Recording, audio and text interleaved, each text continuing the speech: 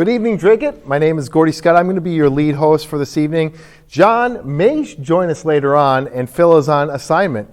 But I'm here tonight with the one and the only Richard Silvio. Hello, Richard. Hello, Gordy. How are you? Good, very good. So what have you been up to over the past... Oh, what haven't I been up to? We haven't had a show in 3 weeks. No kidding, and it is the last show before Christmas, so Merry Christmas, ladies and gentlemen. I've been up to a lot. A few Christmas parties, swinging from the chandeliers. I'm crazy, as you know. Speaking to a few committees in town. We're going to have more information on that later on after the holidays. But I've been moving around. Well, that's great. How about you? I've been basketball seasons in swing and hockey seasons in swing, so that's where John is tonight. He's at hockey practice. I hope your basketball team scores a lot of goals this year. Referee season's in full swing now. We've got a lot of schools going on. I actually was supposed to do a game tonight at 4 o'clock, but it was canceled due to COVID. We're going to be talking about COVID a little bit later in the show. Big topic at the schools. Yeah, and that is a big topic. We have a special guest coming on at 7 o'clock tonight. Sarah Powling will be joining us to talk about those issues at the school with COVID. But right now, I want to throw it over to our Cub, not only reporter that you are, but our Cub weatherman, Sean Kelly. Sean, tell us what's happening in the weather. Hi, John. Thanks for having me on once again tonight. And here's the forecast for tonight. Low temps are going to be in the 30s tonight, near 40 degrees, so a cold rain. Not expecting any wintry mix out of this system. Again, so just a cold rain as we head into tonight. Thursday, though, we're going to warm it up into the 60s, near 61, 62 degrees as we're heading into Thursday. Some locations in the Merrimack Valley should be around 60 degrees, with, again, some other locations in southern New Hampshire around 62 or 63 degrees. Cloudy, but the winds are going to be gusty, anywhere from 20 to 30 miles an hour. Could even get a gust up to 40 miles an hour as we head into the day on Thursday. Thursday night, we're going to drop it down into the 40s to near 50 degrees. So again, not that bad. There is a spot shower or two potentially later on in the evening on Thursday night. And then as we look at your exclusive 8-day forecast, like a nice stretch of weather coming up. However, on the weekend, we're going to have to watch Saturday into Sunday right now. There does look like there is a chance there's some wintry precip as we head to Saturday and into Sunday. Right now, though, there's about a 50% chance. So we'll be watching that as we head into the weekend. And that's the forecast for now, everyone. Got you guys in the studio. Wow. Did you see that, Richard? 60 degrees tomorrow. We're going to be like in that Florida. Darn global warming.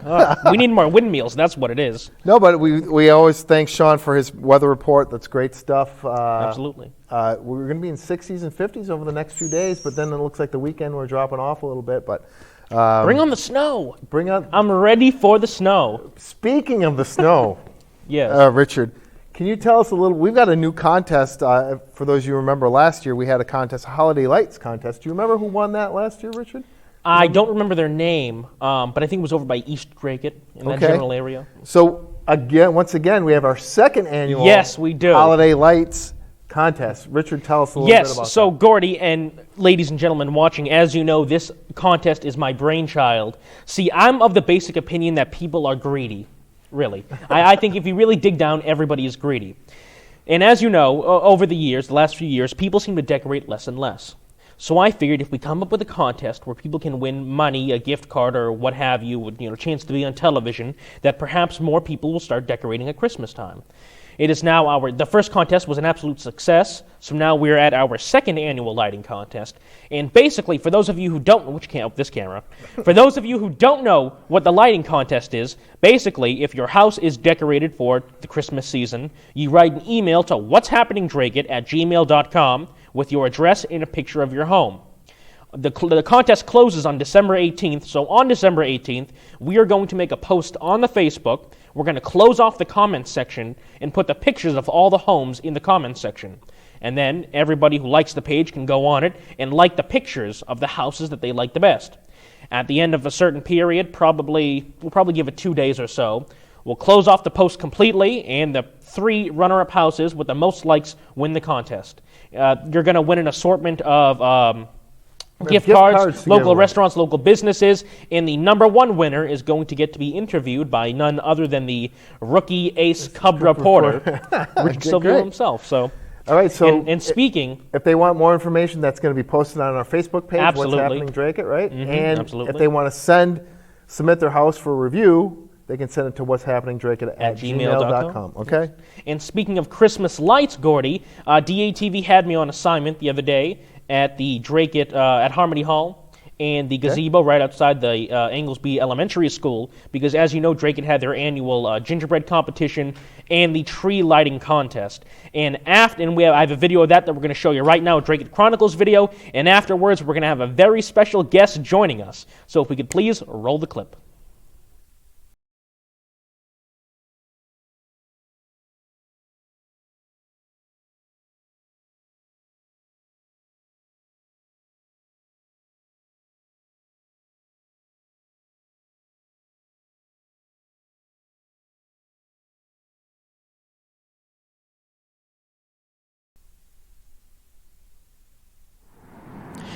Good afternoon, ladies and gentlemen. My name is Richard Silvio, reporting for Dracut Access Television. Today is Saturday, December 4th. We are at Harmony Hall, where the gingerbread decorating contest is underway. Let's head inside and speak to some of the contestants. Welcome back. I am joined with a few decorators here at the gingerbread contest. What are your names? Elizabeth, Ella, Nora. What do we got here? Oh, we have it's 2 snowmen and a gingerbread. I think they look wonderful. Is this your first year coming? No, we've done it before. Really? Are you enjoying it, having a good time? Yes. Now, did you make any of the gingerbread houses? No. Well, I think those are pretty good. Thank you. I bet they taste delicious, too. Are you going to be at the tree lighting contest later on tonight? Or the tree lighting, rather? I don't think so. Would you like anything else you'd like to say? Merry Christmas. Merry Christmas. Thank you very much. Thank you. Welcome back. I am joined with Allie, who is a volunteer here at the gingerbread decorating contest. Hello, Allie. How are you? I'm good. How are you doing, Richard? I'm doing wonderful. So tell me, is this your first time volunteering here? No, this is actually my second time. I volunteered when I was a sophomore, so yeah. Really? And what do? Do you just supervise the children, or? Yeah, we make sure they don't eat what they're not supposed to eat, and we help them make the gingerbread or the houses, and yeah. There's some pretty good gingerbread houses around here. I'm surprised. Much better than anything I could do. I can tell you that much. Me too. Don't worry. Okay, and the tree lighting is going on later on tonight. Are you going to be there? I hope so. Oh, maybe we'll see you around. I know. Well, thank you very much for speaking with us. Thank you, Richard. Hello, I am currently joined with Kathy, who is the organizer of the gingerbread decorating contest. Hello, Kathy. How are you? Hi. Nice to have you here today to visit. Nice to be here. So tell me, what is the gingerbread decorating contest? It's an event that's open to everybody that wants to make a gingerbread house. We have them starting from a young child at 4 right up to professionals. And we have a voting situation where you come and you can vote for your favorite child, your favorite young adult, your favorite professional, your favorite Rotarian. And we give prizes out to the first, second, and third places. At the end of the evening, we tally up all the votes and we give the prizes out. You can also take a chance on winning a gingerbread house, or Really? we have 3 raffles as well.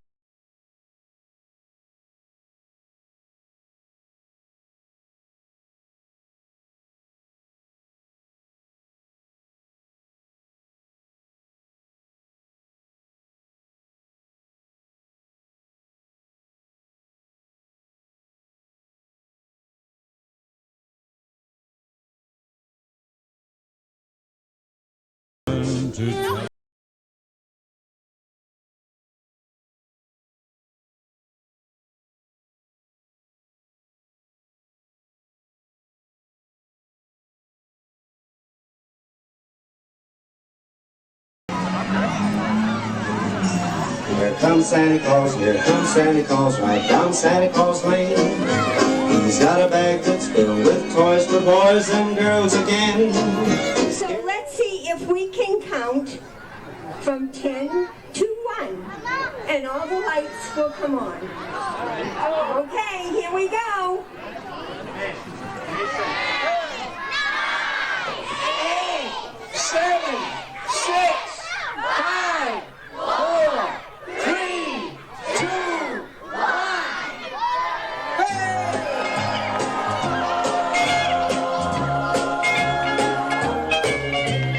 Rocking around the Christmas tree. Hi, What's your name? Lily. What did you ask Santa for Christmas? A unicorn. A unicorn. Are you having a good time? Can you say Merry Christmas? Merry Christmas. Thank you very much. Have a good night. Thank you. And what's your name? Hayden. And what did you ask Santa for? Unicorn. A unicorn. Did you have a nice time? Yeah. Can you say Merry Christmas? Merry Christmas. Thank you very much. Yeah. Have a good night. You too. Louise, tell me, you do this every year. Why? Yeah, because I love it. It's Christmas. Thank you so much, Louise. God bless you. Thank you.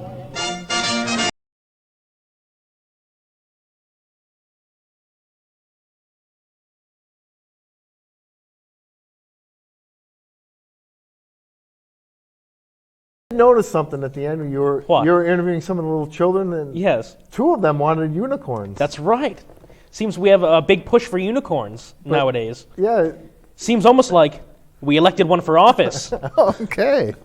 So our special guest, we brought in a straggler off the street. He was going around looking for dummy nickels. John Zimini, how are you? I want a pound of 20s for Christmas. You have a better luck getting the That's what unicorn. I want. A pound of 20s. So, John, how you been doing? Glad you could join us. Oh my God, I've been so busy, as you know. Yes. That I wasn't really going to make the show today, but timing so have it, and I'm here. But you guys are running the show. How's the team looking, by the way, this year? Well, we beat Archbishop Williams today, 11-1. Wow. But, you know, you would call that a shellacking. the mercy rule was in effect. Oh, wow. 3 passes in the offensive zone before you take a shot. Modesty is your best quality, you know that, John? Yeah, but we got shellacked the first game from Belmont Hill, 6-0. So wow. We were outshot 47-1. Now I have to ask 11. you something, and we're gonna be queuing up a video that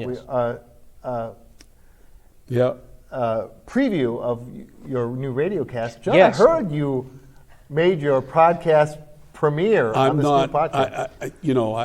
I'm just a very shy guy. I'm just so shy. You're joining the club, I'm John. just so shy. We've both done stage performances. We've both been on TV.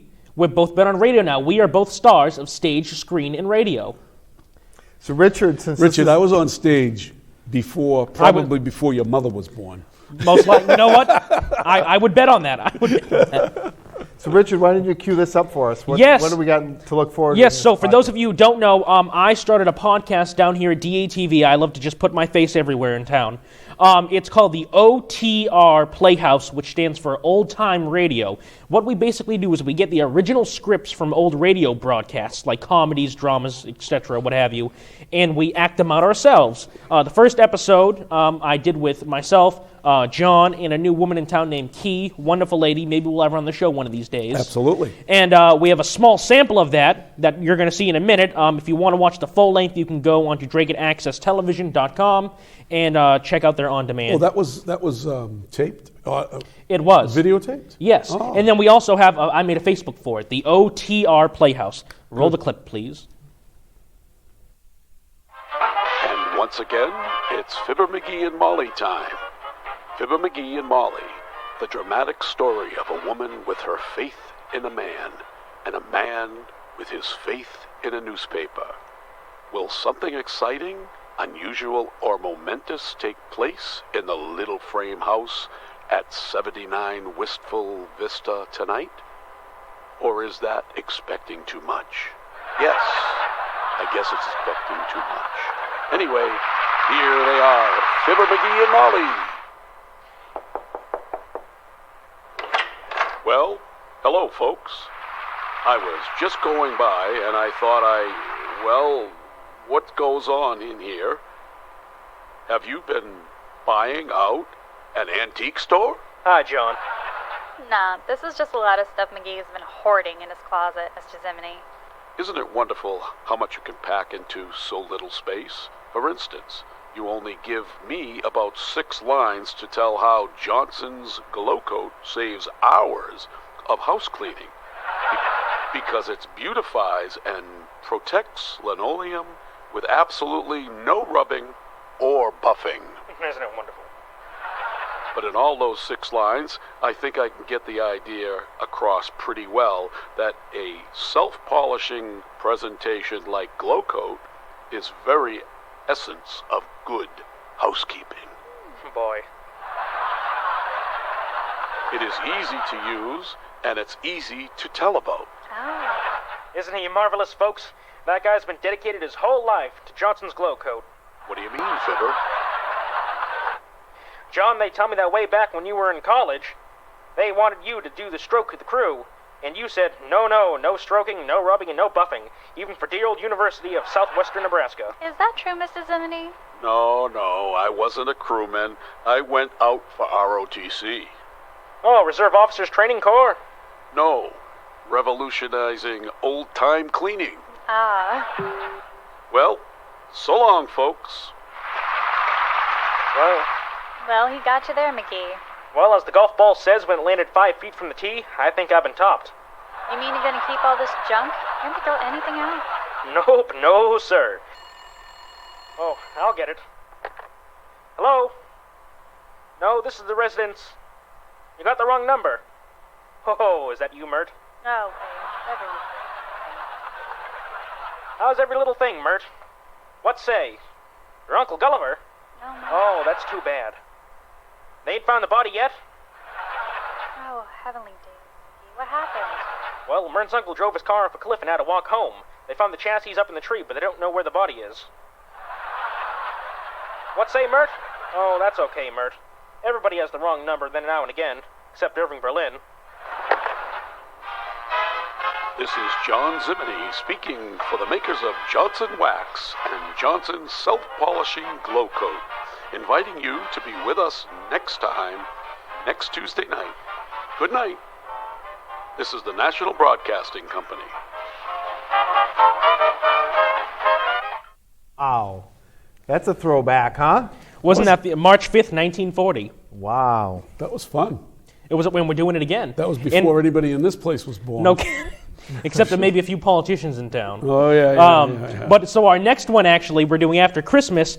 We have an advertisement of that. We're doing the Maltese Falcon right here. It's a very famous movie. I'll be playing the part of Humphrey Bogart. John, I believe you agreed to be the announcer. The woman you heard, Key, she is playing the part of Mary Astor. And then Phil is going to be playing the bad guy, Mr. Gutman. Phil, the bad guy? Absolutely. That'll be a change of pace. That's going to be good. That'll be fun. Well, that sounds great. I can't wait to hear the next episode. When are we going to get you involved? Anytime you need me. Got to get you involved. So next on the agenda, we've got big topics at the school. If you remember back in our September show, we had Sarah Powling come in, talk to us about, and we did a special. We went outside. Yes. There was some people holding some signs outside the first school committee before the school season started, and parents very upset about the kids wearing the masks. I've heard it from a lot of the kids in the neighborhood. Yes. They don't like wearing them, so we wanted to just do a checkup and see what's going on. So to cue this up, I have a video here on my laptop I'd like to play. This is Sarah speaking at the latest Board of School Committee meeting, which was this past Tuesday. So let's play this, and then we're going to have Sarah join us. Tonight, I'd like to talk about how we seem to be going backwards, unfortunately, as well as continued inconsistencies and, once again, a lack of communication. As I've mentioned before, we're representing many parents up here, and one parent who couldn't be here tonight said what I'm about to say best, so I'm just going to read a quote from her. "I'm at work tonight, but I wish that I could be there. One thing that is really upsetting me is the fact that kids are no longer allowed to go to their specials. My second grader is really frustrated by it. I find it irritating that the only reason I learned about it is because I asked specific questions over dinner. Changes to the school schedule should be communicated, especially if the changes are due to COVID. I have this exact same concern. And not only does there seem to be inconsistencies about this within all of the schools, but also within the same school, because my third grader attends that same school, and he still gets to go to some of his specials, but my second grader only gets to go to gym. They can't take out library books, they can't sit in groups anymore, desks are distanced and in rows again. No explanation, nothing. They both just showed up to school one day and everything was different. But only at their school. It doesn't seem to be like that throughout the other elementary schools. which is concerning. Back to my friend who I'm quoting. I feel that the lack of communication is directly related to the fear of parents speaking up. If most of us are in the dark, we have nothing to question. Think of all the busy parents just trying to move from one day to the next, managing work commitments, holiday prep, sports, homework, CCD, etc. We are all trying to keep our heads above water. If we aren't asking direct questions, or if our kids are unwilling to detail all of the changes happening at school, parents remain in the mindset that it's all fine. But we know it's not fine. That's why we're here, again, every week. And we would like you to ask some questions for us. We're wondering why things are not consistent between the schools. We're wondering who is in charge of making these specific COVID rules and where they're getting their information from. To the best of my knowledge, there haven't been any additional guidelines mandated by the state, so who is deciding that it's better to stay safe than to go to library? Who is deciding that it's better to stay distanced and not engage in group work in order to stay safe from a virus that parents are still willing to send their kids out into the world with? Honestly, it's pretty frustrating to hear from people in charge every week that they don't really want kids in masks, but this is what we have to do. Because personally, I feel that if people really didn't want our children in masks, then they would be doing everything possible to at least keep everything else as normal as possible, not go backwards and start taking things away again. We're also wondering why things are continuously inconsistent regarding the test and stay program. Someone mentioned it already. Parents, if you're listening right now, I just have to give you my opinion about this. I have to strongly urge you to decline this program and not let your children participate. Trust me, I get the huge inconvenience on everyone's part to have to keep your child home from school for 2 weeks. But unfortunately, it is because of this test and stay program that all of this keeps continuing. I would love a number of asymptomatic and or false positives that are found because of this program. And it's because of that then their close contacts have to test, and then their close contacts have to test. It's a domino effect, and it just keeps going. If we all just stopped getting these asymptomatic tests, then we could put a stop to these rising numbers that don't truly reflect the severe side of COVID. But my question about this program is, why is it even necessary if kids who are masked, who are masked and 3 feet away from these close contacts don't have to participate, as this person was saying who spoke earlier? If we have testing, why do we need masks? If we're wearing masks, why do we need to test? As I've been saying for months now, none of this makes any sense. And we need you to get to the bottom of it for us. Who is making these rules? And why are we all just supposed to blindly follow them? We really need some transparency in all of this. We'd love to get some answers as to why abrupt changes have been made inconsistently across the schools in town, and why there is no communication about it. We think there's a lot going on that many people aren't even aware of, including people that are supposed to oversee these things. In fact, I think it would be helpful if you guys could not only ask some of these questions that we're concerned about, but also visit these schools and see for yourselves. See for yourself how kids are adapting to it. Were we getting any kinds of reports about students' behavioral issues or mental health needs? Because I really think that would show some useful information. I think it would be helpful for you to talk to the teachers and listen to their thoughts and concerns. These kids are not the same kids that they were 2 years ago. And the people who see them every day could probably provide you with a lot more insight about that. Thank you for listening. Merry Christmas. Sarah, thank you. First of all, thank you for joining the show tonight. I know it takes a lot of courage, not only to get up and speak in front of the school committee, but to come on the show and give us your feedback. So thank you for having me. Yeah, sure, absolutely. So we had you on back in September, if you remember. Yes. And we spoke about why we need masks and all that. So where do we stand now? Nothing's changed. There was a couple months, maybe a month or so, of it looked like they were starting to ease up some restrictions. Some, they the kids could start sitting in groups again and doing partner work and playing at recess. And now we're moving backwards, as you heard. We're going backwards. Now they're back in rows. Everything's distanced. They can't go to library. It's I think I distinctly remember back from the September school committee meeting, this is just a month. We're just going to remove this. It could be a week, it could be a couple months. Yeah. So now here we are in middle of December, and now we have the Omicron variant, so things look like they're getting worse. My game was rescheduled today because of coronavirus. The whole team had coronavirus supposedly. So I thought it was great that I think you've spoken at every school committee meeting. Are you getting any feedback at all from any school committee members or the superintendent? Did they give you any feedback at all? No, nothing. Shocking. I mean, I will say I did send out an email a couple meetings ago, and Rebecca Duda responded and agreed to meet with me. She actually met with me for hours. She was really willing to listen to everything. I'm very appreciative of her.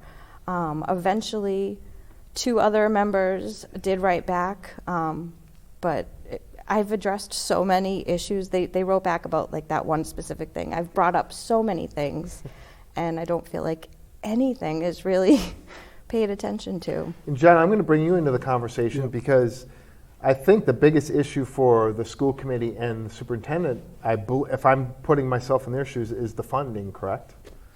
Oh, funding. Because if they go against the DESE mask mandate, then would they get the funding pulled from the schools? Funding for what, though? Well, the state funding that comes into the schools. I get it, but at some point, the school committee has to stand on their own, and they have to make a determination what's best for the community. Now I know the numbers are going up, but the numbers are going up, and we're masked. Right. Right. So there was a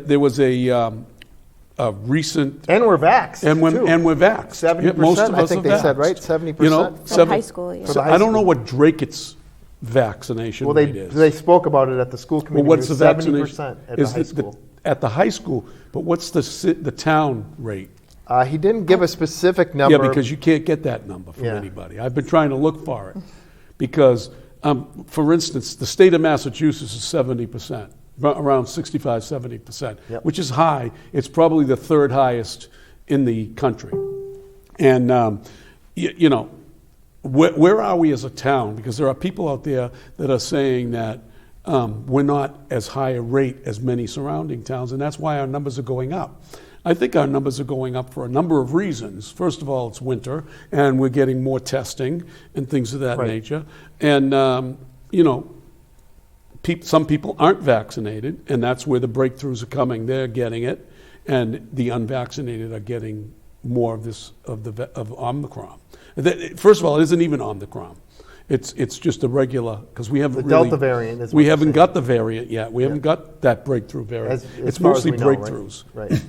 But try to find out what the rate is in Dracut. You can't find it. You brought up when you spoke about the contact tracing. What's going on with that? Because it seems like, do you have 2 children? It sounded like you had 2 children. One is being separated and the other one's...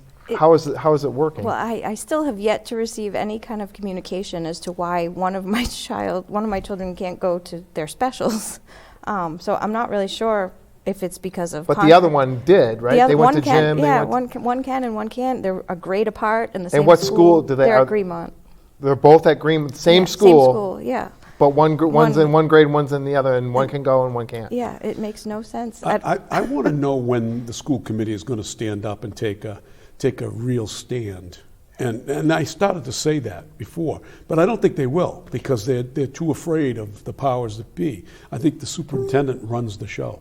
It's as simple as that. I think the only one that will do some pushback is Rebecca Duda, and the rest of them are just falling in line. Now, I have some great respect for many of them on that board, so it's not like I'm dissing them or anything, but I mean, at some point, we've got to say what's working and what isn't. And the bottom line is, there was a study against Florida. Florida has no masking. Right. And the study against Florida, the amount of COVID in that state is now in decline. In decline, and it's higher. Everyone has it already. And it's higher in states where the masking is full blown. Correct. Right. So masking can't be working. Right. And I'm not an anti-vaxxer, and I'm not really an anti-masker. If you think you need to wear a mask, wear a mask. I'm vaccinated. I'm vaccinated, and I'm boosted. I don't want to wear a mask. Right. You know, and if you have a problem and you are sick, then certainly wear a mask. Right. You know, speaking of masking, I read an article a few weeks ago on the Amish community out in Pennsylvania and how they've dealt with COVID. Right. They never installed a mask mandate. They never installed social distancing, nothing. They kept living on their normal lives. And I guess as part of their church services, they all take a drink from the same chalice. Right. So everybody drank from the same cup. Most of them got COVID. Right. A small portion of them died, as is happening with the general population. But guess what? Now they're mostly immune to COVID, and they aren't dealing with it at all, and they're living life perfectly normal. Right. As we keep masking, and we know the masking isn't working, we're keeping our kids from... You need to be exposed. Natural you need to be able to build up your immune system. Exactly. Natural and that's not is a good thing. And the more that we keep our children away from this type of stuff, the longer we're going to deal with this pandemic. Well, you understand that the powers that be and those people who are in charge in these democratic states, right? They want to have a fear factor over you. Of course. And they want Fear to is divide you. And you notice now that all of this stuff, these are the people that preach love and acceptance and hugging and all this stuff, and they're the ones that are now using all of this stuff against you. If you don't vax, they call you an anti-vaxxer. If you're not masking, you're an anti-science person. It's all, calling you out on stuff. But God forbid you should call somebody out because they're wearing a yellow hat, right? Then you're a racist. And I want to get back to Sarah. When she was speaking, she said, towards the end, she said, has any of the school committee even come down to the school and see what's going on? No. It's not even just the mask. Like there are so many behavior problems. Like it's like we just forgot that almost 2 years ago, everyone, especially children, were just ripped away from their lives, and their lives have never been the same since. And then we put them back all in school together, unmasked, so they can't even read each other's faces or anything. And then we just expect that it's going to be okay. And this is what we've been trying to say. Like it's not going to be okay. The masks are one piece of it that are making it even worse. But there are so many behavioral issues. The way that young children speak to teachers is disgusting. It's disgusting. It's awful. I hear it on a daily basis. It's absolutely disgusting. 11-year-olds obscene sexual conversations with teachers. It's frightening. I mean, I know this year alone at the middle school, a girl brought in a taser. An actual taser she brought into school. Really? And what happened to that girl? I assume she got in trouble. Apparently the same girl sold marijuana in the 5th grade to other students. God forgive me, and I hope not, God forbid, but first it's a taser, what is it going to be tomorrow? Yeah. The fights at the high school, I can tell you, have been ramping up. They've gotten worse. They calmed down for a while. Now the situation's getting worse. In fact, something happened last week. I can't disclose information on it right now, but you'd be outraged. You're going to be absolutely outraged. We have a video that was sent to us. We do. Of one of their brawls. Two young teenagers in high school fighting. And you saw, John, they were choking each other out. You saw it. Yeah. And one of the protocols, by the way, going back to the mask mandates at the high school, is that a window in all classrooms have to be open. You have to have at least one window open. I thought we did something with the HVAC. Oh, some rooms. Oh, you ready? Didn't we do something with the HVAC? You ready for this, John? Right? Yeah. You go into one classroom, it's freezing. You need your winter coat. You go into the classroom literally next door. It's like the Sahara Desert. Yeah. And then all of a sudden, the heat system will start blowing out cold air. Yeah.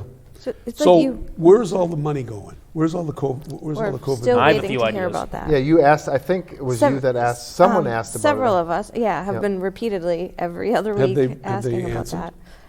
They're working on it. I don't have a clear answer. I thought they were going to meet about it, but we still. Well, that's my point. Is she's come to this meeting at least 4 times that I've seen. Every single time. Every single time, and she asks questions That's all They you don't answer. really do is ask questions. What's happening this? Why can't you send out communication when this stuff happens? Why can't you do this? And nothing seems to change. No, I will say I do want to give Renee Young credit Okay. because she, the last couple of meetings, has been at least trying to I ask the noticed tough questions. she's asking a couple questions she's, now. she's trying. But it's, for the most part, we just feel like no one wants to hear us. We're like, I don't know, we feel like they don't take us seriously. I mean, sometimes they don't even look at us when we speak. They'll put their pen right down and just sit there. Do you think like they're they even just can't listening wait. to you? Half or? the time, no. Like we were joking the other night. We were like, maybe we should go up and dance or something, like Just to see if they so have that they a look reaction. at us. Yeah. Can I ask you this question? And only answer if you want to. How are your kids dealing with the mask? Do they like it? Are they dealing with it? How is that working out? They're extremely frustrated by it.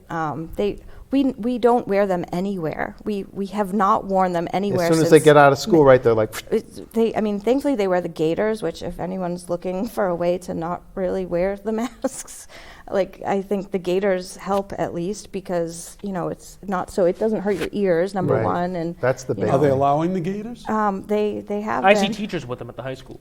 Yeah. So let me ask you a question, Sarah. Are you getting any pushback from people that are yelling at you and telling you, well, you're crazy. You're killing people. Why are you politicizing this? Why are you politicizing this? I mean, the whole issue has been politicized by Dr. Fauci, Right. who Dr. Fauci is now wondering whether the masks are even good anymore. Now he's gone full circle again. But you have nutbags out there, and some of those nutbags actually send us messages, and they think that they're right on everything. Oh, yeah. And they don't want to really get into the real meat of it.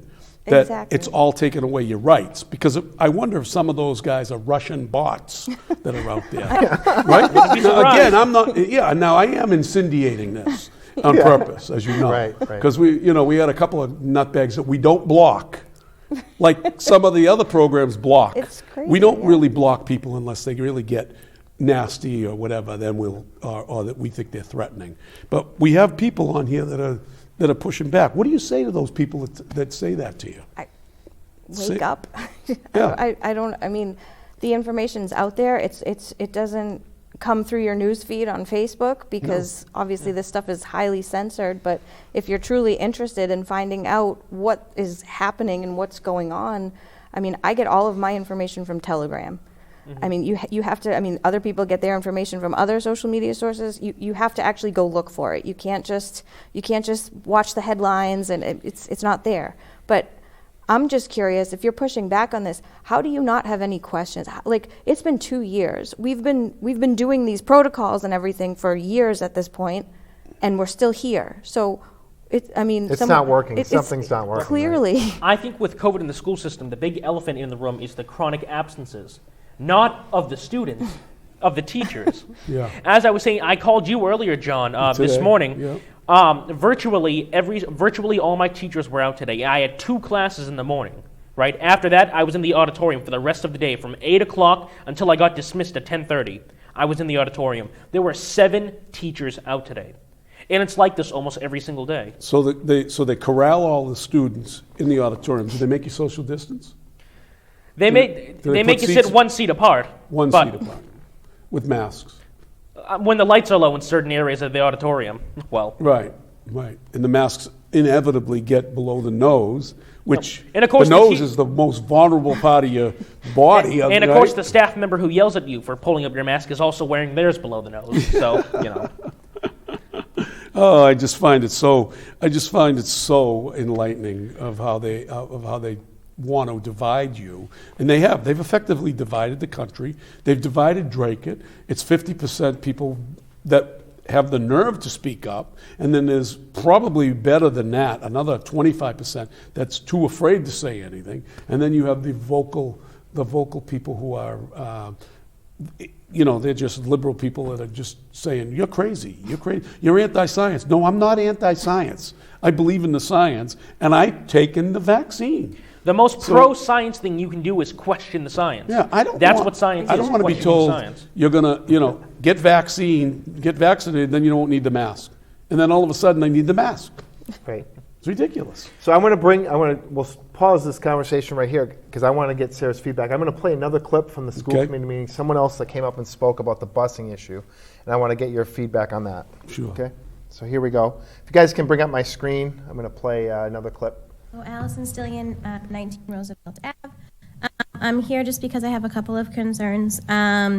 One major concern right now is with buses. So I understand that there's nothing anybody particular in this room can do about it, but I just feel like communication needs to be better. So we were told a month ago that we would try to get better communication about buses running late and whatnot. And since that meeting, my son's bus has been affected 3 times, and I've received 0 communication about it other than from him. For one instance, his bus driver knew in the morning that he was not going to be there in the afternoon, and he told the kids, I don't know what's going to happen, but it's not going to be me there. So they get dropped off at 7:30. I did not receive any word at all except from him, and a text message at 3:50 saying, please be patient with buses is not okay when there's children stranded at school. He ended up getting a ride with a friend's brother, which, I mean, whatever. He didn't want to stay at school he didn't know how long he was going to have to be stuck there. We pay a fee for a bus, so it's really frustrating when all these issues keep happening. But I just feel like at what point are we going to have to look into reimbursing people that have paid this fee for this bus that's not 100% on time or working all the time? I just feel like something needs to be done. Another question I have is, why are parents receiving letters that their child was a close contact but does not need to quarantine? I received an email that my son was a close contact. They listed 4 reasons that meant you didn't need to quarantine, so my son must have met one of those reasons. I'm not sure which one. Why are we sending these letters? Why are we continuing? I just feel like we're just sending fear to all these people. If he doesn't need to quarantine, if he was fine, then why are we wasting time emailing these letters out to people?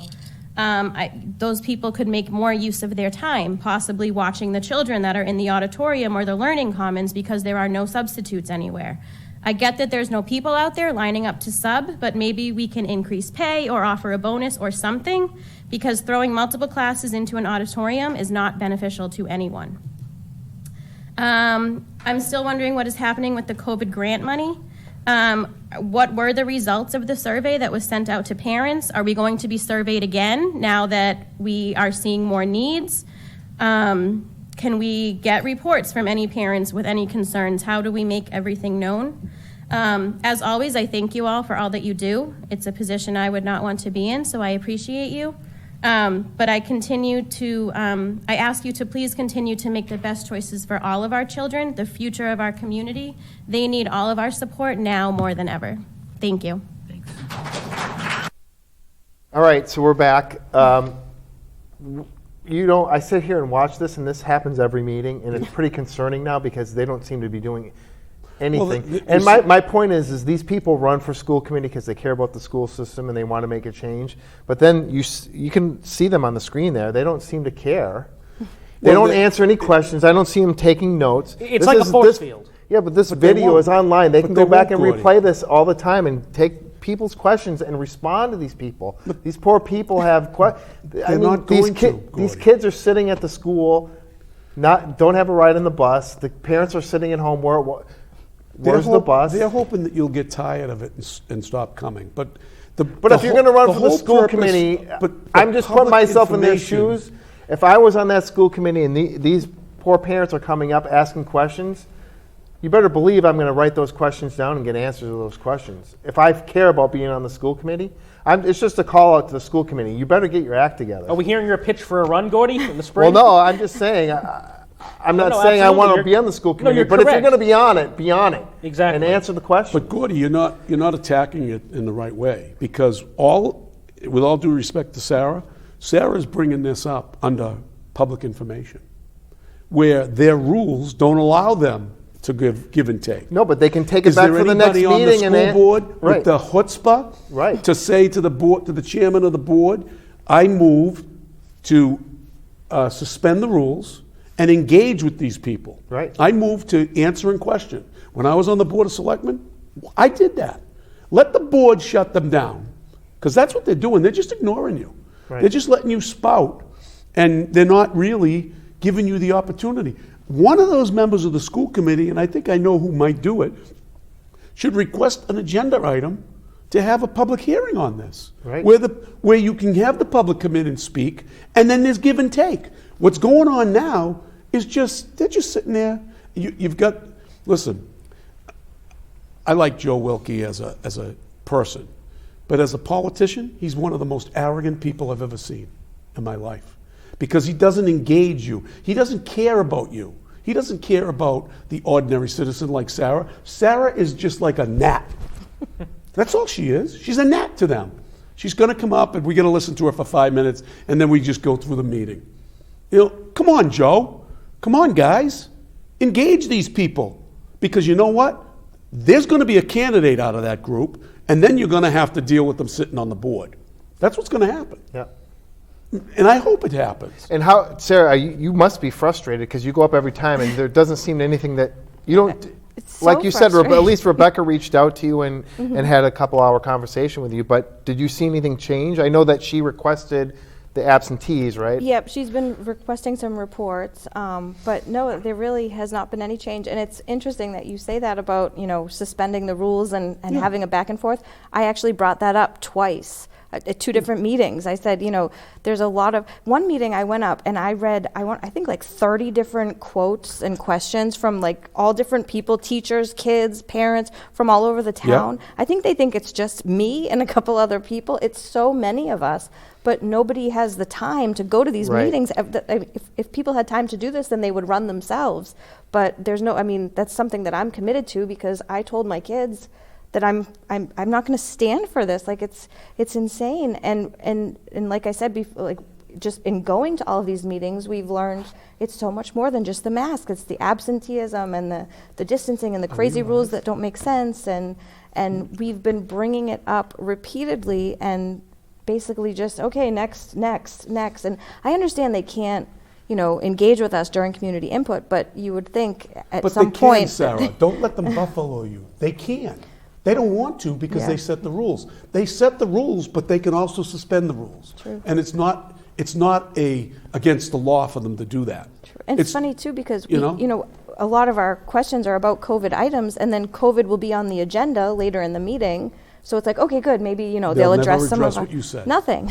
Nope. It's just, we're not going to stop going. If they think that by ignoring us we're going to stop, we're not. Like, I'll see you next time.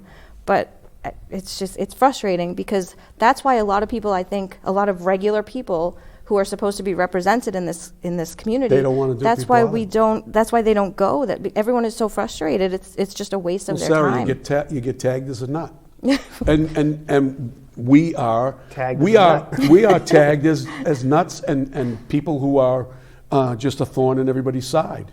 But yet you could see things go on the agenda, not when you're talking about it, but a couple of weeks down or a couple of months later, go on the agenda because you've brought that subject up, right? Right. I mean, a couple of weeks ago, I had a Freedom of Information request, and all of a sudden they're having training. Executive talking sessions. about freedom of information, Yeah. right? Right. I'm driving the agenda on the Board of Selectmen Right. because of that. But I just Because want to asking reach out to questions. the people that are watching, the parents, because I know there's parents, school children parents that are watching. My plea to you is, I know you don't have time like Sarah does, and she really probably doesn't have the time, but she's really passionate about this. Just send an email. Go on the website, Dracut website, and send an email to all these school committee members. Make your voices heard with an email, because it doesn't take a long time to send an email, right? Right. So you can send an email, and just, if we get a volume of people sending emails, maybe they'll do something. Yeah, I would inundate their emails, and they should be requesting it. They should be answering you.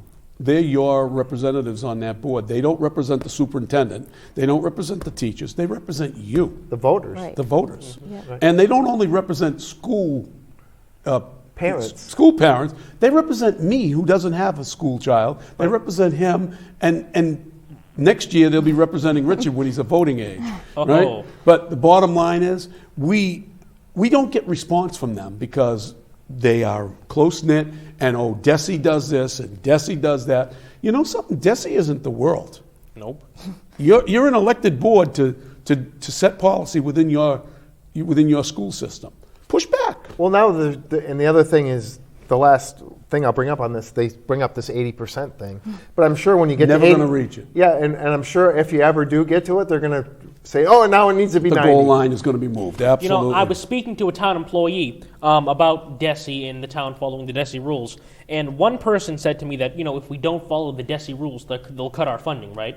Well, it's funny because you know what another town employee brought up to me? The funding that they give us is for the free lunches. Because lunch is free this year for students. What do you mean? So if we take off the masks and stop following DESI guidelines, I highly doubt that they're going to cut the free lunches for the school. You're going to tell That's me not that going to they're happen. going to cut Chapter 90 money out? That's not going to happen. They're going to. Where in the Constitution does it allow DESI to decide that you're not going to get the local aid for schools? Where does it say that? Well, that's DESI. How is that going to happen? DESI needs to be what kind pushed of a back lawsuit against. will the parents of Dracut and the town of Dracut have against the Commonwealth of Massachusetts? I mean, come on, that's BS. I call BS, plain and simple. Well, Sarah, we want to thank you so much for coming on. We're going to stay on top of this. We hope that if this continues, you'll come back again and keep us up to date with what's going on. Definitely. Thank you very much. Thanks for giving me a voice and actually engaging with me. Yeah, absolutely. Anytime you want. We're going to try to get your voice spread even more. I think we should do some more posting about this on our Facebook page and making this a little bit higher priority for. Thank you. So We'd like to invite any member of the school committee that would like to come on. Any member.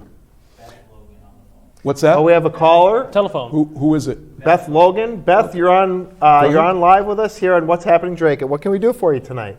I just want to say I think the young lady should run for school committee. I agree with you. She what? Thank you. You should run for school committee. I think you should, yeah. I agree. Thank you. Totally. All right, well, thanks for your call, Beth. And if anyone else wants to call in and join the conversation, please do so. Our phone number is 978-957-4243. But Sarah, we're going to let you go. But thank you so much for coming on. We're going to definitely keep in touch with you. Thank you very much. All right, so right now I want to bring up Richard's cooking special. There you go. Boy. So Richard, Oh, boy. why don't you throw us over? Absolutely. I'll let you introduce it. We went back to the 1940s with the radio show. We're going back to the 1940s again, this time in your stomach. I started a cooking segment here at DATV called Richard's Wartime Recipes, where we explore rationed recipes from World War II when items such as sugar and flour were scarce, as they are becoming now with the COVID pandemic. The first item I made was called a wacky cake, which is a cake made with no sugar, no milk, and no butter. Let's take a look.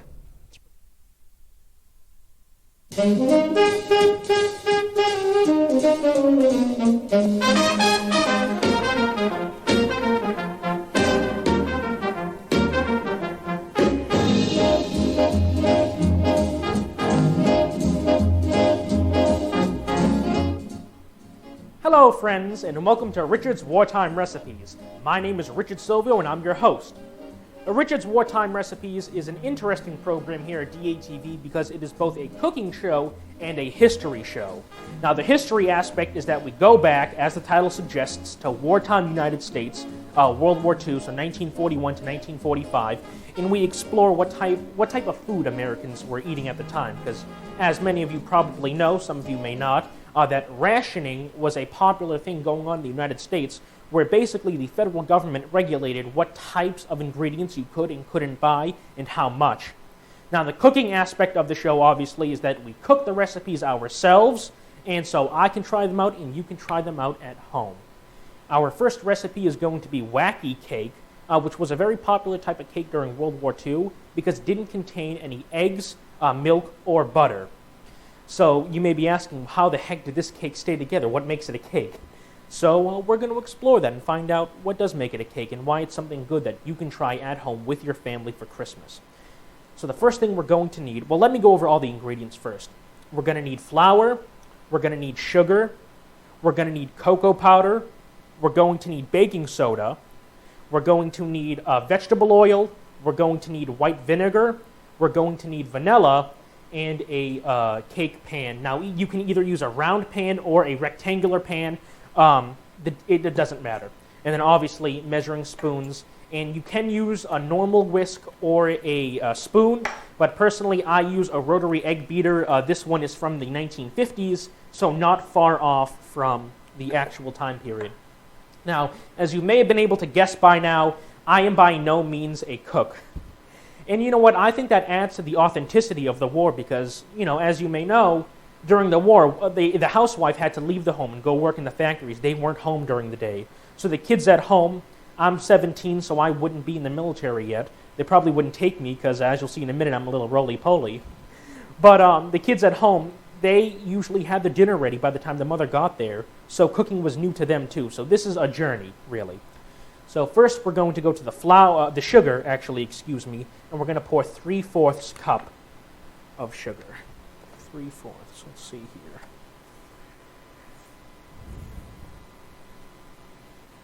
They pour that here.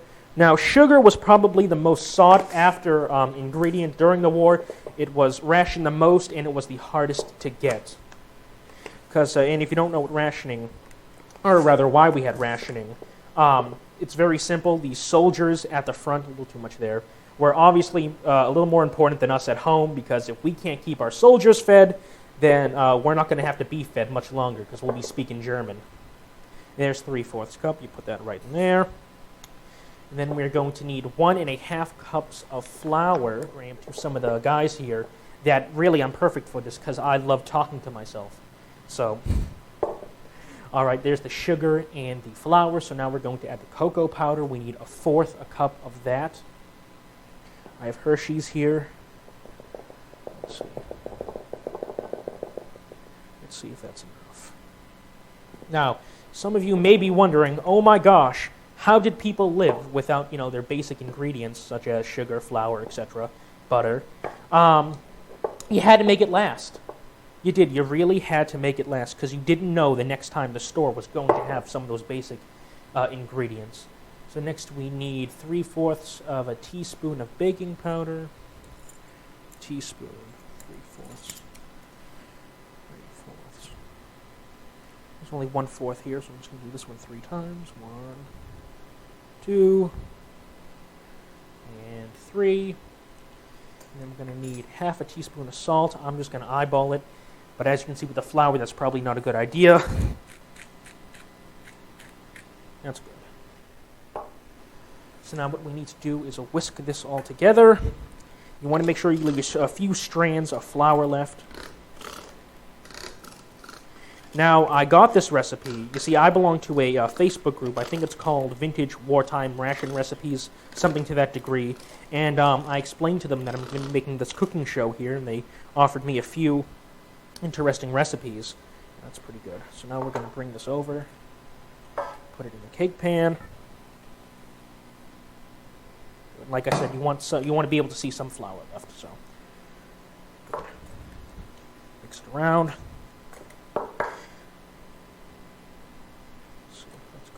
Now this is the interesting part. You're basically going to want to make 3 craters in the mixture itself. So you want to make 1 big crater, like such, and then 2 smaller ones. Right? So now what you're going to do is you're going to add in exactly 5 tablespoons of vegetable oil.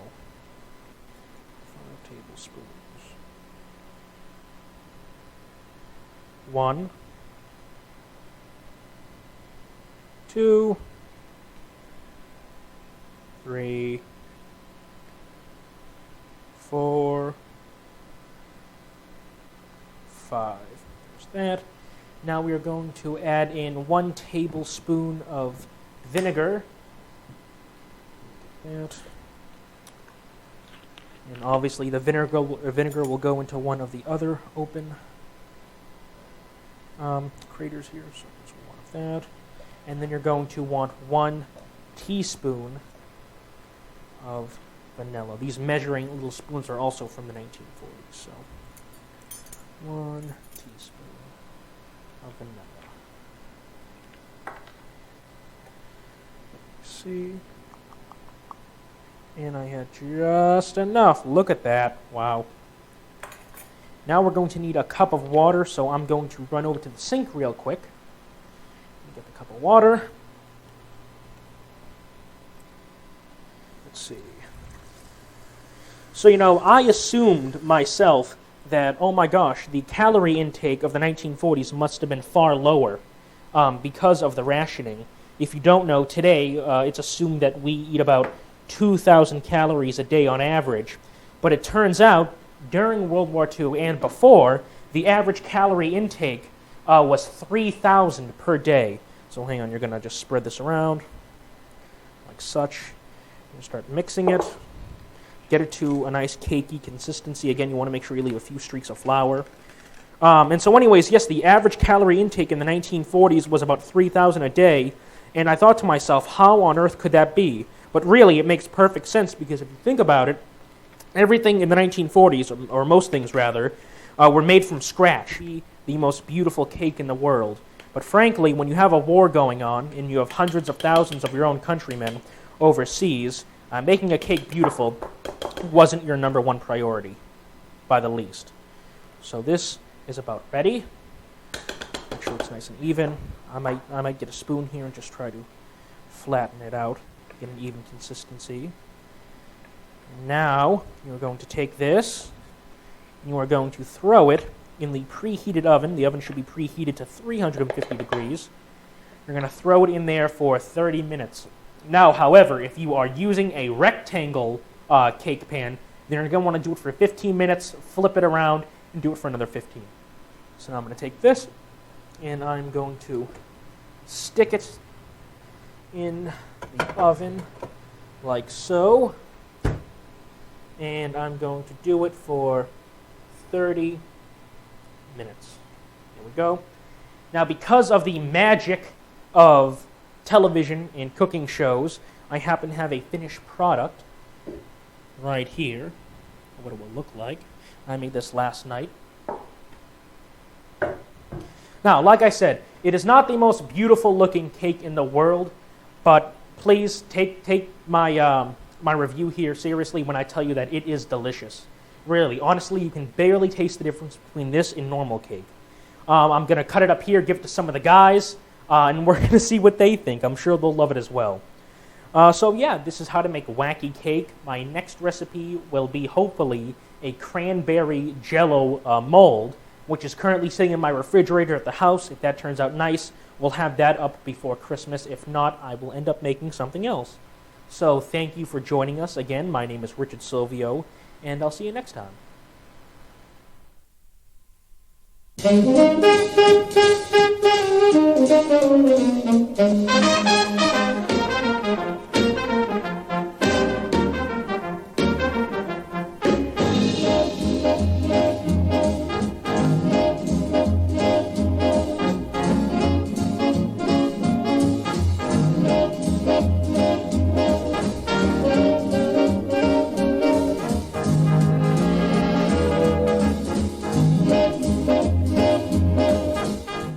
Well, welcome back, guys. I want to address one comment. I won't say who said it. Well, before you do that. Yeah, okay. What's your next cooking show going to be about?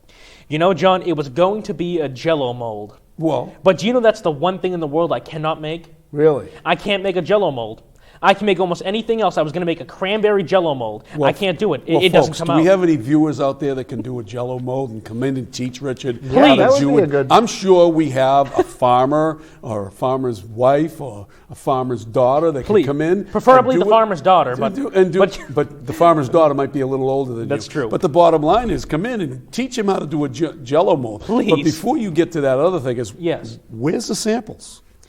You know, John. Where's the samples? That looked delicious. It did look good. Well, you know, it looks John, like a big brownie. And it tastes like one, too. But you know what, John? If our schedules weren't so busy, we didn't have to keep canceling shows. This was about a month ago. I did that about a month ago. Oh, but you could have made one this morning. I could have. My God, you knew you were coming on. My God. All right, go ahead, Richard. Go on your rant. So we have a comment. I'm not going to say who it's from. I'm not going to give them that satisfaction. The comment reads, how would Richard Silvio in the 1940s feel about government regulation on what one can buy and the amount? Well, you know what? I do think that is a valid question to ask. Wartime is a completely different ballgame. When your country's in a war, the men overseas and fighting over there come first. I would be the first person to follow all government regulations to a T in the time of war. Because it's not about you.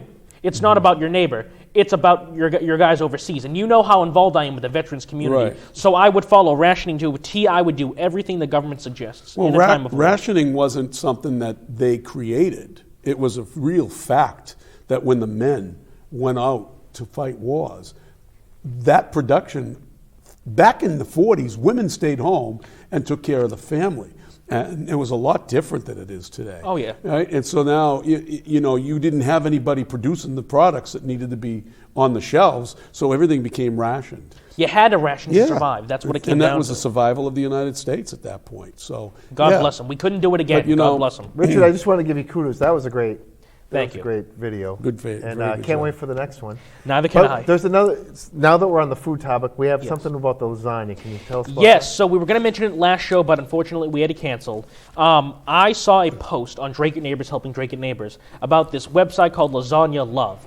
I investigated the website, and basically what it is you can go on this website, lasagnalove.com, and you can request a lasagna, an actual, honest-to-goodness, homemade baked lasagna. Oh. You put in your dietary restrictions, how many people in your family, completely free, no strings attached. All you put in is your address and your email and your phone number, and they contact you when they match you with somebody in the area. Right? So I put in a request. A few days later, I was contacted by a woman by the name of Lillian Silva, who lives in town, and she wanted to make me a lasagna.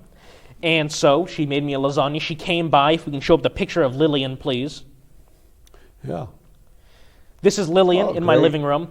We sat and talked for about an hour over a nice hot percolated cup of coffee. Wonderful woman. She's somewhat new to town. Loves helping her community. She's a CNA, actually. Oh, great. So she has experience helping people. And then we have a picture of the lasagna as well that she made us. Wow. That was delicious. It was huge and it was fantastic. And she said she loves making them. I think she's made about 5 over the past 3 months. Yeah. And all she requests is the lasagna dishes.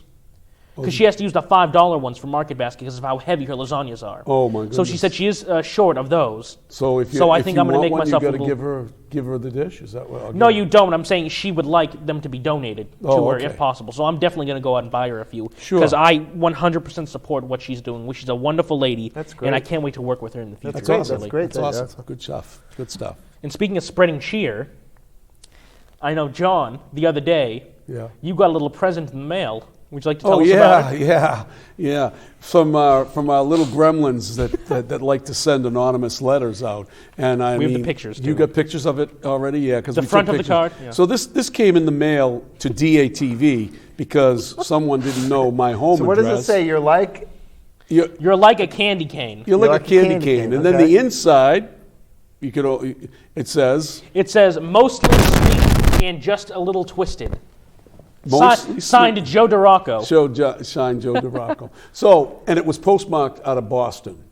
So somebody that goes to Boston or outside of the town obviously didn't mail it within the town, right? Right. But it's very interesting that people have so much time in their lives that they're concerned about me. I'm glad I bring some joy to you. They said you were mostly sweet, yeah. A little sweet. But these are the type of people we have in town that send anonymous letters. They send threats through the mail saying that if you don't get out of the race, I'm going to expose you as having an affair with a giraffe or something like that, right? And that's what they do. They sent all kinds of stuff. From the day I moved into town, they were doing that. So I'm glad I'm still occupying your time. First the electrical box, now this. First of all, I'm not even renting the space. It's free space so in their brain. So I love it. So thank you, Joe, for the card. And speaking of Joe, if I can go on a little bit of a rant. Sure. Last night again, I don't watch a lot of the Board of Selectmen stuff because I'm really busy right now. And when one of my little birdies comes chirping on my windowsill and tells me, well, you should have watched last night because Joe DeRocco went off on DATV again. Of course, he went off on DATV because DATV is in a methodical mode right now. The board of directors is reviewing the memorandum of understanding that's going to go between the town and DATV. And they're talking about that, why are they taking so long to do it? First of all, it took the Board of Selectmen to come up with a document that it's been put together. It took them a year to do it. 365 days it took them to put a document together. And that document was put together only because we sent them a sample of a document that we were looking at, right? And then they put it together and they send it to us and they say, they want to give you 2 weeks to get it done. We have, we are methodically going through it, and we're making our How many suggestions. pages can you tell us? How many pages? Well, yeah, it's about 16 pages, 17 pages, which is a ridiculous amount of money for a memorandum of understanding. Ridiculous amount of pages. It's crazy. I don't think there's another MOU between an access corp and a town that big. They're mostly 3 or 4 pages. And you need like 5 lawyers to read through all Oh, of it. yeah. It's all in legalese, right? And it's all not caused, in English, it's all legalese. caused because of political retribution that Joe DeRocco is exacting upon members of the board of directors of DATV because he doesn't like them politically.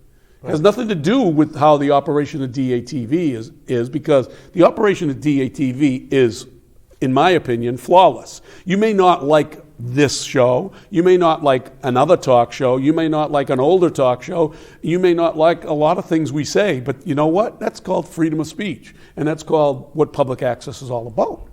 But as I sit here now on this, I'm not acting as a member of the board.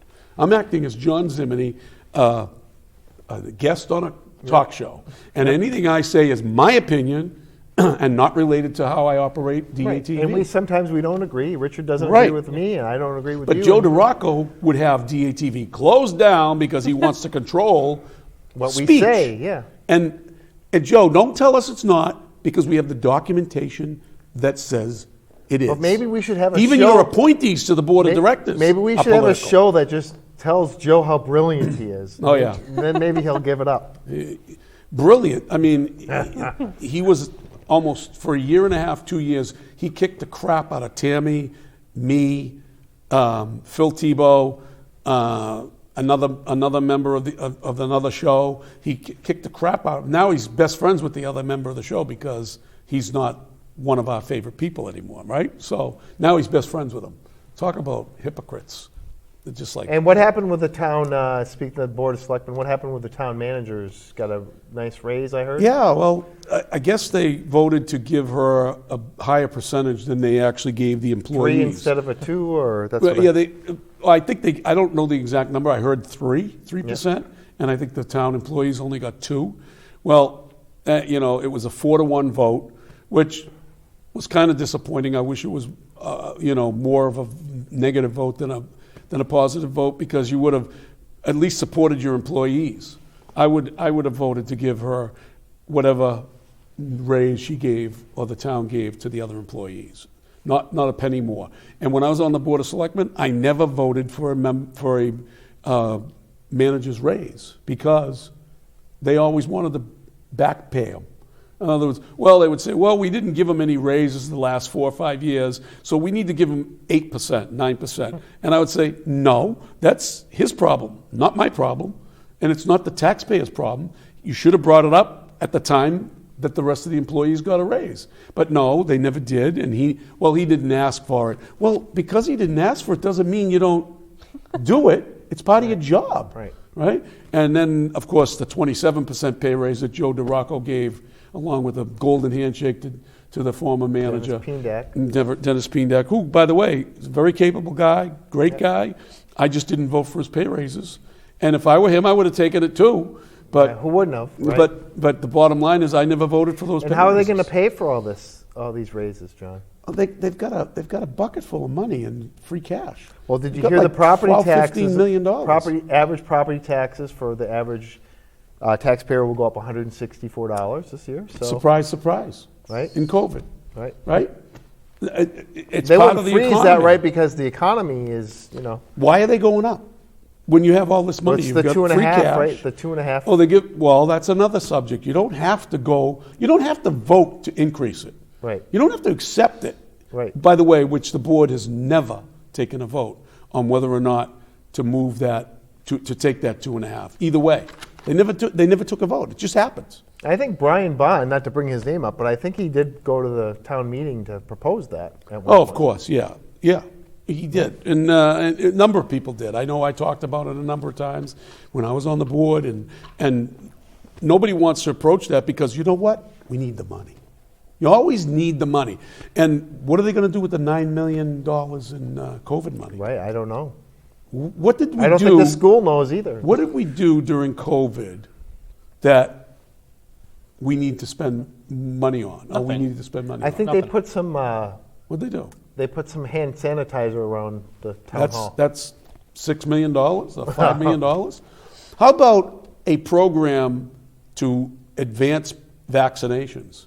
Has our town done anything with that? Has there been a concerted effort by the town to put in a program and have a couple of sites here, a couple of dates where Come to the people town can hall, come get down? vaccinated. Nothing. Nothing. There's no promotion. You go to some towns around the Commonwealth, then they have the thermometer that tells Right. you how many Goes- people are right. vaccinated in the town, and they're promoting it all the time, and they're sending out literature to get to encourage vaccinations. Not here. Nothing. It's like crickets. All we can do is, there's a case of COVID, shut down the town hall. Everybody work out of the home. And I'm not criticizing the workers at town hall. They work hard, and they are working sometimes under trying times. But would you rather work at home, Gordy, like you did for 18 months? Right. Or would you rather travel to town hall or travel I'd to rather Boston? work at home. You'd rather work at home. It's a natural thing. Right. But More convenient. how long are we going to keep doing this? Right. How long are we going to keep doing this? And we're going to suck the taxpayers dry even more, as Daigle used to say. Roger Daigle used to say, "Yeah, they're blood suckers." Ladies and They're gentlemen, blood suckers. and the paper. They're blood suckers, right? But I do want to wish, congratulate 980 WCAP and Warren Shaw. They raised over $50,000 for the Salvation Army. That was great. And How I much? heard over $50,000. Wow. So, yeah, 50,000. I thought it was more than that. I thought it was 200,000. Oh yeah, so it says here, Mike and Cindy Kunzler and their team at Four Oaks, they raised $50,000. Okay. So yeah, I think it was over 200. Yeah. So and I think Phil gave a good contribution. Yeah, Phil did. I mean, he must have went into the coffee cans or something. It's buried in the backyard. I think he was turning in plastic bottles. I don't know what he was doing, but he did. He sent a lot in. But congratulations. That's a great hey, cause. Phil, once in a while you could reach for a cup of coffee, for crying out loud, if you're spending that kind of money. And since we missed our show last week, I wanted to bring up some news that came up. There was a fatal accident in Dracut last on the 3rd, I believe it was, December 3rd, where a Dracut man, 25 years old, hit a tree, and so he lost his life in Dracut. So our best wishes go out to his family. Do you know the name? It was Carroll. Last name was Carroll. Michael. Yeah, Michael Carroll. And I believe he was a veteran, correct? Yes. He served 2 tours over there. And I believe he is the stepson of Greg Byam, who's a police officer in Dracut. So that's I believe that's who he is related to, and he's all indications is the young man was a very good person and what have you, and it's just one of those things where an accident occurred and took his life after serving our country and doing a couple of tours overseas, and our hearts go out to the family, and hopefully they find some solace in the fact that he did good while he was here, and he will be sadly missed. Right. Absolutely. And now, along with that tax increase, as you know, got to pay John, for the manager's pay raise. We've got to pay for that. But I also did some research on inflation, and specifically in Massachusetts, and how the prices of different items are affecting the local community. So what I did is I went back and I got this information off a price index from the Food and Agriculture Organization, and they published different, basically an overall index and then specific like cereals, dairy, specific food items. So I thought it was pretty interesting when I went through. Back in December of 2020, the price index overall was 98.1. Right now, in end of November, it was 134.4. Wow. So what does that mean? That means your overall grocery bill went up 37%. So the average, which I got from the labor statistics, show that the average bill in the United States and in Massachusetts for each household was $386.92. A week? For a month. A month. And now that same bill, if you bought the same exact items, has gone up to $530 a month. So that's costing everyone $140 more per month. It's unbelievable, isn't it? Just for groceries. So then I said, okay, what kind of things do we buy on a normal day basis. So if you think about it, we put gas in our car, right? So I also looked at gas. So I got data from the U.S. Energy Department of Energy, and gas back in end of December of 2020 was $2.22 on average. Mm-hmm. And at the end of November, it was $3.34. So that's an increase of over 50%, 50.3%. So the average person to fill for gas per month was $108 a month, and now it's $163 a month. Yeah.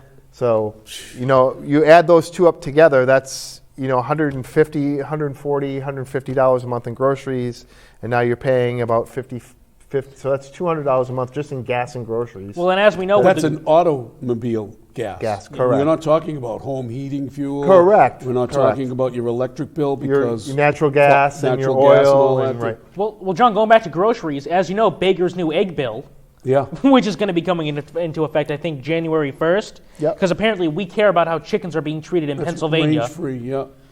That's and we're going to pay what, $5 a dozen? Oh, but John, it's for the chickens. Yeah, exactly. Don't you get? What if you were a chicken, John? People call me a chicken. But we got a bunch of people looking at watching us. Tammy Leclerc is watching. Andrew Nunes. We got Michelle Gardner. Arian, I think it's Arian. I'm sorry if I mispronounced your name. Leary. Keith Titus is out there today. Linda Schwartz. We got Rob. We got a bunch of people. Rob Shepard. Michelle Clemente. Peter Noel. Our good friend Leah Perry. Jim Flynn is watching. He said hi, and we're going to say hi back. And Carney Meehan and John Crowley is watching. And so I got a text from my partner in crime. We hope you're feeling well, John. My partner in crime at the high school is watching. Eliza Jones and Maddie. They are both watching the program. Good. You haven't had the pleasure of meeting them. I'm sure you will soon. They're going to kill me tomorrow. Hello, guys. Oh, good. Good for you. Good for you. But the last thing I'll say on inflation, can you guys, either one, guess what the biggest increase was of any food group? Like dairy, meat, poultry. Any food group? The largest. Okay. I'll give you a guess. I'm going to say meat. I think it was things like flour, sugar, like bacon. It's vegetable oil. Believe it or not, 86% vegetable oil. Wow. Imagine that? Yeah. I can imagine. Yeah. So we've got the last 5 minutes tonight. I wanted to talk a little bit of national politics. Right. There's a lot in the news today. So we had Mark Meadows is being, looks like they're going to censured. They're referring him to the Justice Department to see if they're going to put him in jail or not. Which is a joke because the Congress, if you know, the Congress does not have any rights. It's been the Supreme Court ruled on this a long time ago. They do not have judicial rights to sanction somebody or put somebody in jail for not obeying a subpoena to Congress. So it's all BS as far as I'm concerned. It's, again, political theater by Nancy Pelosi and the whole bunch of them. And they're trying to, again, they're afraid that Trump's coming back. And yeah, he's coming back. He's coming back because you know why? Because Joe Biden is so bad and the Democrats behind him are so bad that he's coming back. And there's a lot of buyer's remorse out there. Yep. Even from young people in college who said, I voted for this clown? Yeah. My brother that voted for Joe Biden, he said, what? And I said, you voted for What him. did I do? What did I do? What did I do? Right. You know, John, I think it relates back to the mask mandate, actually. Because if a piece of paper with the Constitution written on it isn't going to stop Congress, what is a paper mask going to do? Exactly. Paper doesn't do much nowadays, apparently. No. But when you talked about oil and fuel costs going up, nobody wants to blame Biden for that. They're saying it's supply and demand. The nuts that are out there that'll be jumping all over this now. The nuts, the ones that live in squirrel houses. They are going to say it's supply and demand, right? That the prices went down. No, the prices went down before COVID came. And then, of course, use caused it to even stabilize further. But the bottom line is prices were heading down before COVID because we were fuel and energy independent. We didn't have to depend on anybody else. And that was all by design by Donald Trump's policies, not his personality, not that you didn't like his tweets, not that you didn't like the way he talked. It was his policies that were driving those prices down. And we were energy independent. But Joe Biden completely flipped that. And that's why we have a 150% increase in all of these things. And I don't know if you guys saw today, but the Federal Reserve has made a statement today about interest rates.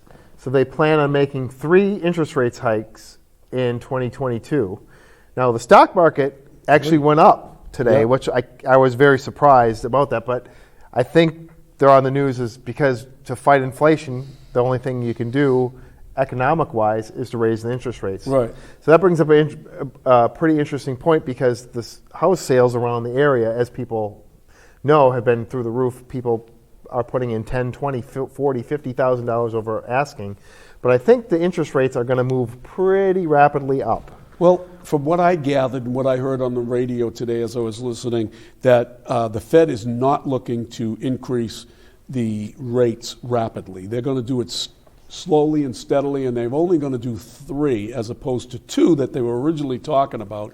But the 3 of them, between the 3 of them, it's not going to raise the rates more than 3%. So, which is a good thing. And it takes a total of, it takes like more than 3% for the housing stock to start, the prices to start dropping. Because that's still a very reasonable rate at 3%. Right now it's below 3%. So if it goes up over 3% slightly over the next year, I think that housing market will still be strong for sellers. So, but I would say that the forecast for 2023 is probably not as good. Right, but I'm thinking on the opposite, if you look on the other side of the coin, or if you're a buyer, if you're a young person just looking to buy your first house, now your interest rates are going to be a lot higher, which means you're going to be paying more to the mortgage company. We had one of the nut jobs ask about insurrection.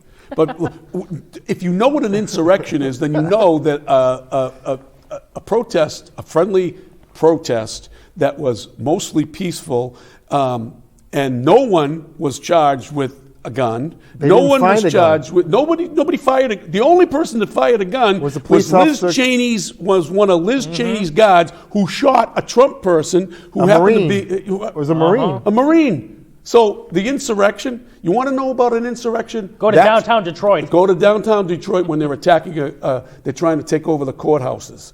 That's an insurrection. Hell, when they first showed us, the photographs, these people are chumps. They're chumps. John, when they first showed us chumps. When they first showed us the photographs from the tornadoes, like in Kentucky, I thought that was downtown Detroit after all the riots they've had. Seriously, it's ridiculous. Right. It's ridiculous. So I'm looking forward to defeating that woman that's running down in Virginia again. What's her name? The woman who claimed that she won, the Democrat, won for governor, then she went to the governor's convention for the United States, and she claimed that she was the governor of I think is it Georgia or is it Virginia? I thought it was Georgia. Stacey Abrams. Georgia. She claims that she was the victor. Yeah, she's But Georgia. yet they criticized Donald Trump for saying that the election was stolen, which, you know, there's pro and con she's the about governor that. of Looney Tunes. Oh, she is. But anybody that follows her is the same way. Well, unfortunately, we've run out of time. Time flies, doesn't it? Yeah. Folks, thanks for watching our show. We really appreciate you. This is going to be our last show prior to Christmas, so for those of you, we wish you happy holidays. You didn't mention the lighting. Yes, we did. Oh, you did before okay. you got here. Okay. But I say Merry Christmas. We wish you all the best to you and your family. We'll be back after Christmas, and we'll have another show for you. We're always keeping you in the loop. We're going to stay on top of that school issue. And when it's Wednesday night and it's 6:30, it's What's Happening Dracut. Good night. Merry Christmas. Merry Christmas.